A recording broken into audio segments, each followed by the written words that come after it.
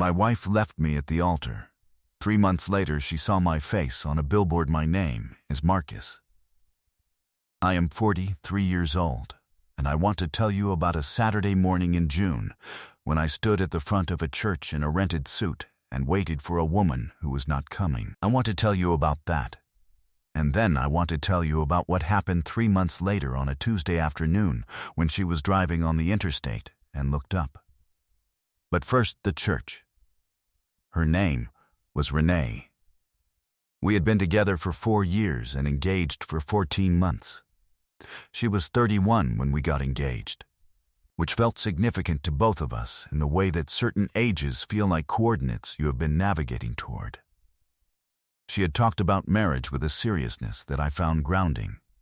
She was practical about love in a way I respected, not romantic in the breathless sense, but committed in the durable sense, or so I believed.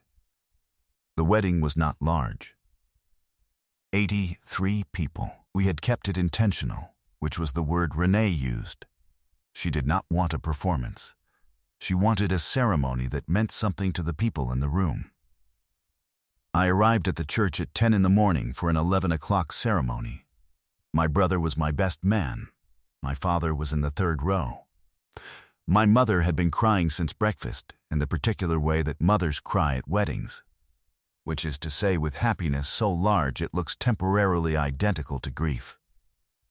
At 10:45, Renee's maid of honor came to find me in the room where I had been waiting with my brother. Her name was Kim, and Kim was not a person who showed fear easily, and she was showing it now. She said Renee needed a few more minutes. I said of course. At 11:15, Kim came back. The expression on her face had changed in the interval in a way that required no interpretation. She said Renee was not going to be coming in. I said I was sorry. Could she repeat that? Kim said, very carefully, that Renee had become certain, in the last hour, that she could not go through with it. That she was sorry. That she had asked Kim to tell me directly rather than by note or phone, because she believed I deserved to hear it from a person rather than a screen. I stood in that room for what felt like a long time.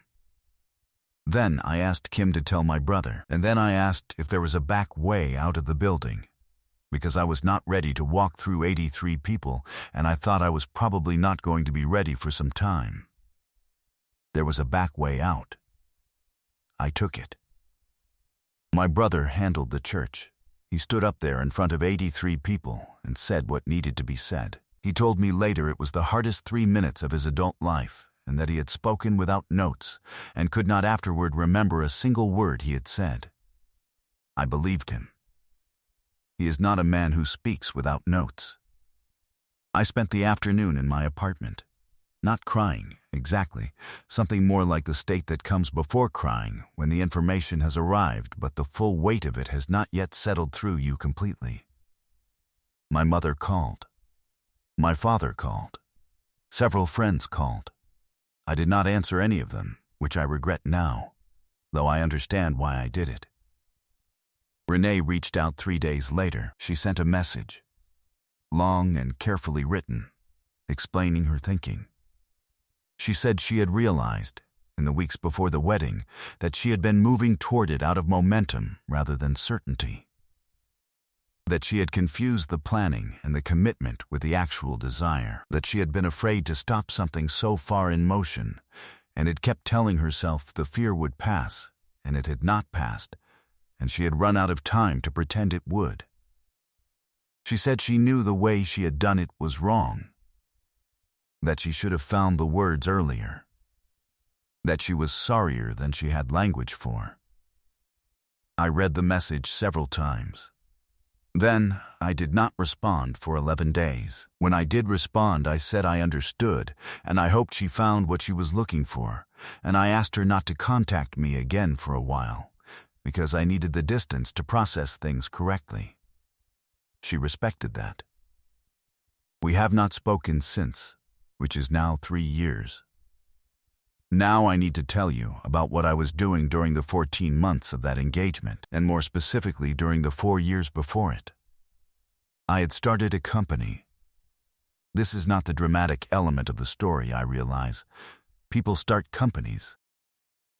What I am telling you is the context for what came after, which is the part that matters. I had spent my 20s working in digital marketing for other people's companies, agency work, then in-house, then consulting. I was good at it in the specific and sometimes lonely way of being good at something that no one outside your industry finds interesting at a dinner party. I understood audiences and messaging and the particular architecture of how attention moves and where it settles. At 34, I stopped consulting for other people and started building something for myself. A brand strategy firm, small at first, then less small. I had 2 clients in the first year. I had 11 in the third. By the time Renee and I got engaged, I had 22 people working for me and a client list that included several names that people outside my industry would actually recognize. Renee knew I had a company. She knew it was doing well. What she did not fully appreciate, I think, because I was not someone who talked about money or success with any frequency, was the specific trajectory of what I had built. I lived modestly. I drove a car that was 3 years old. I wore the same jackets until they wore out. I did not have the visible markers of professional success that people use to calibrate their understanding of where someone actually stands. She knew I was doing fine. She did not know what fine actually meant in numbers. This is relevant because of what happened in the 3 months after the church. I threw myself into work the way that people throw themselves into work when they need something to do with the hours that would otherwise become thinking. I had a campaign that had been developing for one of our larger clients, a regional financial services company that had engaged us to reposition their brand across a significant media buy. The campaign included outdoor placements, billboards, transit, the kind of physical presence that fills geographic space rather than digital space. The client had asked, in the early stages, whether we would consider putting a face to the campaign. Not a celebrity. Something more grounded. The theme was about steady growth, about building something over time, about the kind of financial partnership that does not make promises it cannot keep. They wanted it to feel real. My creative director had suggested, half-jokingly at first, and then with genuine conviction, that I should be the face of it. I had resisted initially. I do not enjoy being photographed, and I am not a person who seeks visibility for its own sake. But the client liked the idea. The concept had integrity. The founder of a brand strategy firm fronting a campaign about building trust over time. It was not incoherent.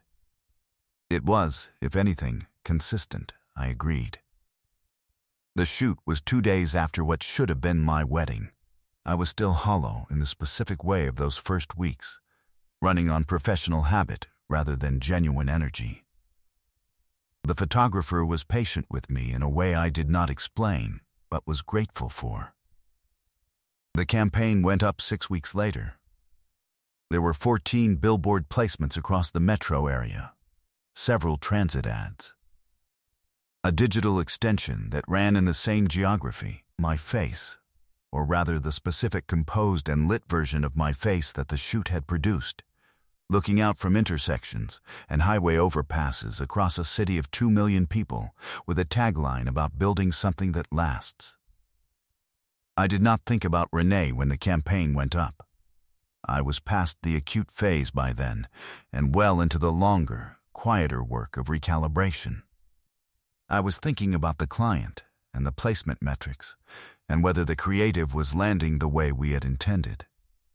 I did not think about the fact that Renee drove the interstate every day on her way to work. She called my brother. This is how I know the story, because I was not there for it and Renee did not contact me. She called my brother, whose number she still had, because she needed to tell someone and she had lost the right to tell me directly. My brother called me the following evening and said, with a quality in his voice I had not heard from him before, You are never going to believe this phone call I just received. He told me that Renee had been on the interstate on a Tuesday afternoon, in traffic, and had looked up at the billboard at the interchange near the industrial district and had seen my face. Not a small face, a large face. The kind of face that fills a 48-sheet billboard at a scale that is visible from 300 feet. My face, and beside it, in the clean sans serif font our creative team had chosen, the name of the financial services firm and a line about partnership and growth. My brother said she had sat in traffic for several minutes looking at it. That she had then called him and said, without preamble, "Your brother is on a billboard." He had said yes. She had been quiet for a moment, and then asked how the company was doing. He had said, choosing his words carefully as I would have wanted him to, that it was doing well, that the campaign was for a significant client, that things had developed considerably in the last year or two. She had been quiet again. Then she had said, and my brother relayed this to me in the exact words she had used, because he knew I would want the exact words she had said. I didn't know he was doing all of that. My brother had said, he doesn't talk about it much. She had said, no, he doesn't. And then she had thanked him and ended the call. I sat with that for a while after my brother told me. The image of it. Renee in her car in interstate traffic, looking up, and there I am. 48 sheets of me on an overpass, which is not how most people prefer to be encountered by someone who left them at the altar. But the world does not ask permission before arranging its ironies. I want to be honest about what I felt when my brother told me. I did not feel triumphant. That is the emotion people assume in a story like this, and I understand why. But it was not what I felt. What I felt was something more complicated and less satisfying than triumph. A kind of weariness. And underneath the weariness, something that might have been sadness. Because here is what I knew that Renee did not know when she was sitting in that traffic. She had not left a man who was going nowhere. She had left a man who did not perform where he was going. Those are different things, and the difference between them was not something she could have seen from where she was standing during those 4 years, because I had never put it in front of her.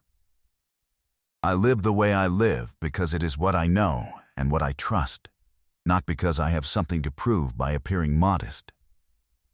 The car is not a statement. The jackets are not a statement. They are just a car and some jackets. If she had known, would it have changed anything? I have thought about this question more times than I will admit. I do not think it would have. I think she left because she realized she did not want to be married to me, and the specific texture of my professional life was not the variable. The variable was something more fundamental about who we were together, and the billboard would not have moved that variable. But I have thought about it. The campaign ran for 4 months. Then it came down, the way all campaigns eventually come down, and the boards were replaced with something else, some other face selling some other idea to the people driving past. I still drive the same car. I still wear the same jackets until they wear out. I am not seeing anyone seriously at the moment. I am in no hurry. The recalibration after what happened at that church took longer than I expected, and I have learned not to push toward something until I am genuinely ready to walk toward it and not just propelled in its direction by the momentum of a plan. When I am ready, I will know. Until then, I drive past that interchange sometimes on my way to early meetings. The board is advertising a hotel now, a photograph of a beach at sunset, and a phone number. I glance at it out of habit. Then I drive on,